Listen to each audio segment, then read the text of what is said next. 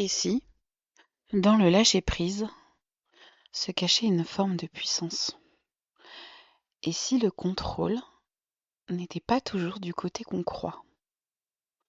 Aujourd'hui, dans ce nouvel épisode dans Mon cœur de guerrière, on parle d'un sujet souvent mal compris, mal vu, parfois fantasmé et parfois jugé, le BDSM.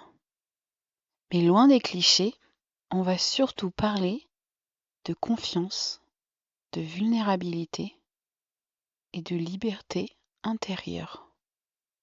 Parce que parfois, pour se retrouver, il faut oser se perdre un peu.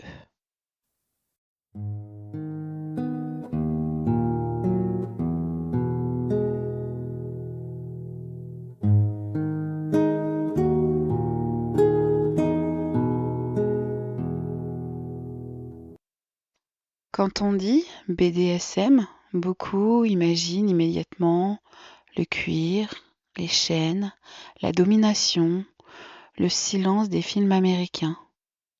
Mais la réalité est bien plus subtile, bien plus humaine. Le BDSM, c'est d'abord un langage du consentement. C'est un espace où l'on apprend à dire ce qu'on veut, ce qu'on ne veut pas, à explorer sans se cacher, à poser ses limites et à respecter celles de l'autre. Dans un monde où beaucoup de sexualités se vivent dans la précipitation, ici, tout commence par la parole, la négociation, la conscience. Et peut-être que c'est justement ça, la première forme de conscience. Ce qui fascine, c'est ce paradoxe. Celui qui soumet ne le fait jamais sans accord. Celui qui se soumet garde toujours le pouvoir ultime, celui de dire stop. Dans le BDSM, la soumission n'est pas humiliation. C'est un lâcher-prise choisi, un abandon consenti, où l'on laisse à l'autre la possibilité d'agir, mais jamais de décider à notre place. Et c'est là qu'on comprend quelque chose de fondamental.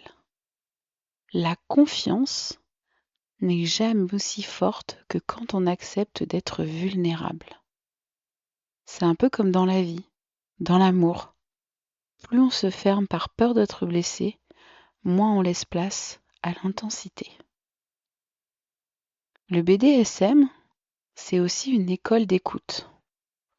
Écouter son corps, sentir où le plaisir naît, où il s'arrête, où il devient trop, c'est comprendre que le corps parle un langage qu'on ne nous a jamais appris à entendre. C'est peut-être pour ça que certaines personnes disent y avoir trouvé même, une forme de thérapie. Non pas parce qu'on y guérit, mais parce qu'on y apprend à ressentir sans honte. La philosophe Camille Froidevaux-Métairie dit que le corps féminin a longtemps été pensé comme un corps à maîtriser, à cacher et à tenir à distance. Ici, au contraire, le corps devient une boussole. Il guide, il parle, il décide.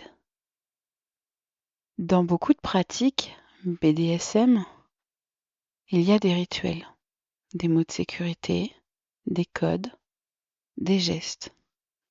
Et ces rituels, loin d'être étranges, sont en fait une forme sacrée de consentement. On ne se lance pas sans un cadre, sans écoute, sans accord. Chaque détail est discuté avant.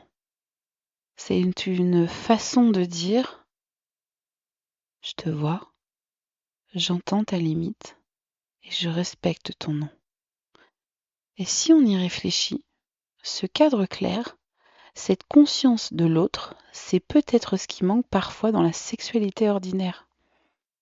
Le BDSM, à sa manière, remet le consentement au centre du désir. Beaucoup de personnes racontent qu'à travers ces expériences, elles ont appris à mieux se connaître. Pas seulement sexuellement, hein, mais émotionnellement. Découvrir ce qu'on aime, ce qu'on ne veut plus, comprendre qu'on peut aimer, être fort ou forte ou vulnérable, ou les deux à la fois. L'autrice Iris Bray, dans Sex and the City, dit que la vraie liberté, c'est de pouvoir choisir ce qu'on veut vivre, sans honte, sans regard extérieur. Et c'est ça le cœur du sujet. Le BDSM, c'est une exploration de la liberté. Pas contre l'autre, hein, mais avec lui. Après une séance, il y a souvent ce qu'on appelle l'aftercare. C'est un moment où on prend soin de l'autre, où on se serre, où on revient à soi. On apaise, on répare, on respire ensemble. Et c'est peut-être la plus belle image de ce qu'est la sexualité consciente. Donner, recevoir, réparer, aimer. Ce moment de tendresse après l'intensité, c'est ce qui fait du BDSM non pas une pratique marginale, mais une leçon d'humanité. Alors non, cet épisode n'est pas une invitation à pratiquer, hein. C'est une invitation à réfléchir, à s'interroger. Qu'est-ce que je veux vraiment? Qu'est-ce que je choisis? Et en quoi ai-je peur quand j'imagine lâcher le contrôle? Parce que parfois, le vrai pouvoir, c'est celui de s'abandonner sans se perdre. Et dans mon cœur de guerrière, on parle de toutes les façons d'aimer, de désirer et de se libérer. Et si le courage, c'était simplement d'oser se rencontrer enfin? À très vite, cœur vaillant.